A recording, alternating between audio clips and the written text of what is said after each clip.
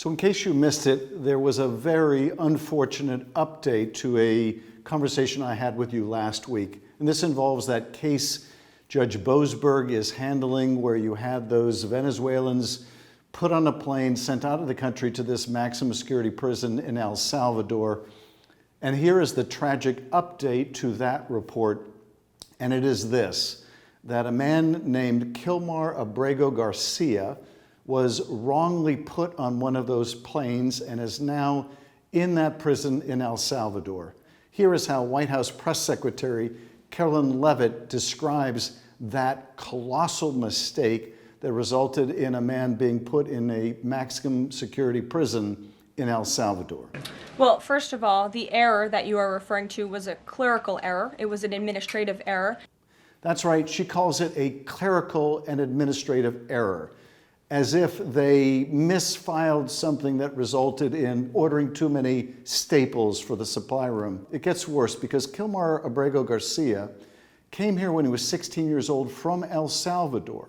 And he came here and by judicial order got legal status because an immigration judge found that if he were sent back to El Salvador, he would be preyed upon by gangs in El Salvador. So where has he been sent? To a maximum security prison in El Salvador, populated by a lot of the worst and most violent gang members. And so what is the administration's response to this colossal miscarriage of justice? And it is to say this. The administration maintains the position that this individual who was deported to El Salvador and will not be returning to our country was a member of the brutal and vicious MS-13 gang. So they claim that he was convicted of being a gang member, which begs the question, naturally, where was he convicted of this crime of being a gang member? Here's a reporter following up with that question. The Vice President said he was a convicted member of MS-13. What evidence is there to back that up? There's a lot of evidence, and the Department of Homeland Security and ICE have that evidence, and I saw it this morning. Now, she said that she saw evidence of this conviction. But of course, when she's pressed on it, she can point to no evidence that he's been convicted in any court in the country of being a gang member or any other criminal offense. So what evidence is she referring to? Well, apparently an informant said that he was a gang member. Well, I was a prosecutor for almost 6 years, and I'm very familiar with people who are informants in the criminal justice system. Sometimes they get it right, and sometimes they get it wrong, and sometimes they have a lot of motivations for what they say.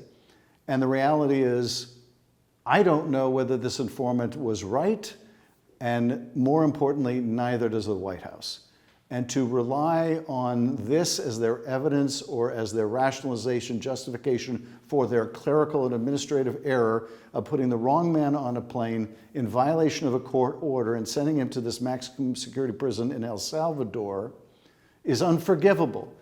But here's what the press secretary had to say when asked about the violation of this judge's ruling that he should not be deported. But a judge ordered that he should remain in this country. So are you saying that it is okay to ignore a judge's ruling if you don't like it? Who does that judge work for? He's an immigration It was judge. an immigration judge who works for the Department of Justice at the direction of the Attorney General of the United States, whose name is Pam Bondi, who has committed to eradicating MS-13. That's right, she says, who does he work for? And then to answer her own question, she says, this judge works for Pam Bondi. No, this judge, like every judge, serves the public interest, or they should. They serve the public. And you can't just violate a court order because you think it inconvenient or because you want to justify or rationalize some kind of clerical or administrative error. Now, there's another tragic update to the conversation we had about this case last week. And that update is that Judge Boasberg, who is handling this case, has been the subject of terrible threats, not only directed at him, but also directed at his family members. And those participating in this terrible campaign of intimidation include none other than Elon Musk, who is using his vast following on Twitter to push out personal identifying information about family members that can put their lives at risk. This is what this administration has resorted to defend against sending the wrong man to a maximum security prison outside the country, They downplay, they deny, they obfuscate, they seek to intimidate the judge in the case, they ignore another judge's order. This is their response.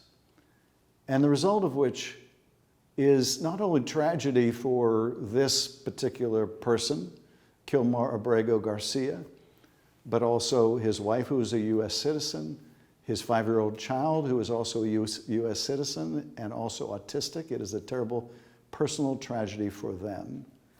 But it's also a tragedy for the whole country. And in case we might be tempted to think, well, I don't need to worry about this because I couldn't be confused with a gang member.